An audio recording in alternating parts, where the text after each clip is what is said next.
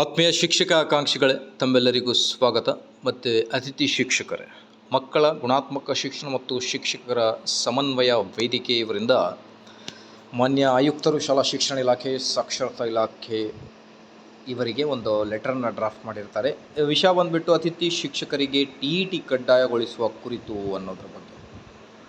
Already ಈಗ guest lecturer ಕಾಲ್ ಮಾಡಿದ್ದಾರೆ 40,000 ಅತಿಥಿ ಶಿಕ್ಷಕರ ನೇಮಕಕ್ಕೆ. ಹಾಗಾಗಿ ಈಗ ಅತಿಥಿ ಶಿಕ್ಷಕರ ನೇಮಕಕ್ಕೂ TETಯನ್ನು ಕಡ್ಡಾಯಗೊಳಿಸಬೇಕು ಅನ್ನೋದರ ಬಗ್ಗೆ ಒಂದು ಮಾಹಿತಿ ಇದೆ. ಬನ್ನಿ, ಏನಿದೆ ಡೀಟೇಲ್ ಆಗಿ ನೋಡ್ತಾ ಬರೋಣ. ವಿಡಿಯೋನ ಸ್ಟಾರ್ಟ್ ಮಾಡೋಣ. ಅದಕ್ಕಿಂತ ಮುಂಚೆ ದಯವಿಟ್ಟು ವಿಡಿಯೋನ ಲೈಕ್ ಮಾಡಿ, ಅದರ ಜೊತೆಗೆ ನಮ್ಮ ಯೂಟ್ಯೂಬ್ ಚಾನಲನ್ನು ಕೂಡ ಸಬ್ಸ್ಕ್ರೈಬ್ ಮಾಡಿಕೊಳ್ಳಿ. ಈ ಮೇಲ್ಕಂಡ ವಿಷಯಕ್ಕೆ ಸಂಬಂಧಿಸಿದಂತೆ ಶಾಲಾ ಶಿಕ್ಷಣ ಇಲಾಖೆ 2026-27ನೇ ಶೈಕ್ಷಣಿಕ ಸಾಲಿಗೆ 40,000 ಅತಿಥಿ ಶಿಕ್ಷಕರನ್ನು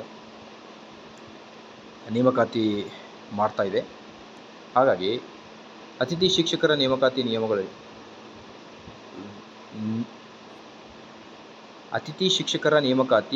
ನಿಯಮಗಳಿಗೆ ವಿರುದ್ಧವಾಗಿ ನಡೆಯುತ್ತಿವೆ. ತಕ್ಷಣ ಇಲಾಖೆ ಎಚ್ಚೆತ್ತುಕೊಂಡು ಅತಿಥಿ ಶಿಕ್ಷಕರನ್ನು ಆನ್ಲೈನ್ ಮೂಲಕ ಭರ್ತಿ ಮಾಡಿಕೊಳ್ಳಬೇಕು. ಸುಪ್ರೀಂ ಕೋರ್ಟ್ನ ಆದೇಶಾನುಸಾರ TETಯನ್ನು ಕಡ್ಡಾಯಗೊಳಿಸಬೇಕೆಂದು ತಮ್ಮಲ್ಲಿ ವಿನಂತಿಕೊಳ್ಳುತ್ತೇವೆ ಅನ್ನೋದ್ರ ಬಗ್ಗೆ ಒಂದು ಲೆಟರ್ನ ಡ್ರಾಫ್ಟ್ ಮಾಡಿರ್ತಾರೆ. ಸೊ ನೋಡೋಣ ಏನಾಗುತ್ತೆ ಅಂತ. ಮಾಹಿತಿ ಇಷ್ಟದಲ್ಲಿ ಲೈಕ್, ಶೇರ್ ಆ್ಯಂಡ್ ಸಬ್ಸ್ಕ್ರೈಬ್.